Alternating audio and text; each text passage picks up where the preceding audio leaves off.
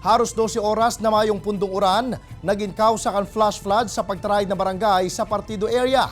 Nasa 3.8 milyon na kantidad kan danyo sa sektor kan agrikultura sa Banwaan ng Lagunoy na irehistro. Yan ang tinutukan live ni Jessica Calinog. Jessica?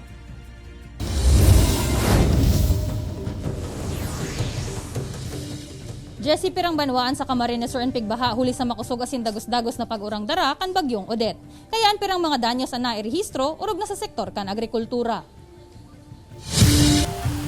Bako man direkta ang tama kan bagyong Odette sa Bicol Region, alagad nagkausaman giraray inindistroso sa nagkapirang mga lugar sa rehiyon. Sa kasentrohan kan Banwaan in Goa, makusog ang naging ragasa kan tubig kan biglang magkusog ang oran kan Biyernes nin Banggi. Kayaan pirang mga lunadan ping sakit ng mag-agi-digdig. Mantang an iba, nagpirit man giraray na magbalyo nin tinampo. Sigon kay Engineer Holly Jane Miranda kan MDRRMO Goa, huli sa sunod-sunod asin makusog na pag-uran, nagsupay ang Rangas River sa Upper Barangay kan Banwaan na naging rason ka na sambitan ng pagbaha. So mga bihikulo na nagpipirit na mag-agi sa mga medyo masulog ang tubig digdi sa kasentrohan, nagburog ta kami ng caution tape para masiguron dahil na sila magparapiririt pa. Apuera sa kasentrohan, nagbaha man sa iba pang mga lugar sa Banwaan kung saan kinaipuhan man subuot na paebakwaron ang maabot sa 55 pamilya o nasa 272 na individual. Alagad nakauli man tulos ang mga ini kinaagahan, hulitan naghupa man tulos ang baha. Mientras tanto, ang Banwaan in Lagunoy ang daay man nakasalbar sa kusog kan uran na darakan bagyong Odette kung saan ang pirang spillway sa lugar, liwat nang naraot huli sa makusog na pagragasa kan tubig baha. Rason para daay na muna ini maagihanin mga lunadan.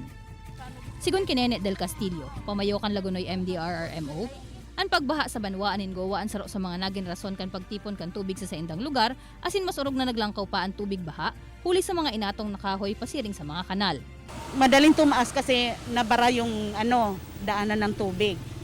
Same thing yung na-damage yung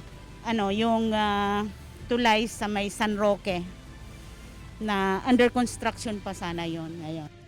Apoy radigdi, dakulang danyos man subuot ang nairehistro sa Banwaan in Lagunoy pag-abot sa sektor kan agrikultura huli sa nangyaring pagbaha.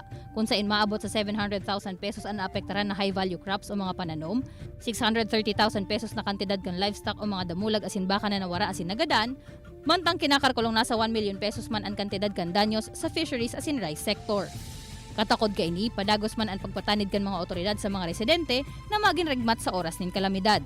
Asin mag-utob sa mga pigpapaluwas na direktiba kan lokal na gobyerno, dalan nga ning maibitaran ang mas malala pang mga danyos. Nagdatinir man subuot na alerto ang mga otoridad sa gabos na pagkakataon para sa mga posibleng kalamidad. Asin liwat na hagad kan mga inian kooperasyon kan lambang saro para maging salbado ang interong komunidad. Balik sa imo, Jessie. Josh Mabalos, Jessica.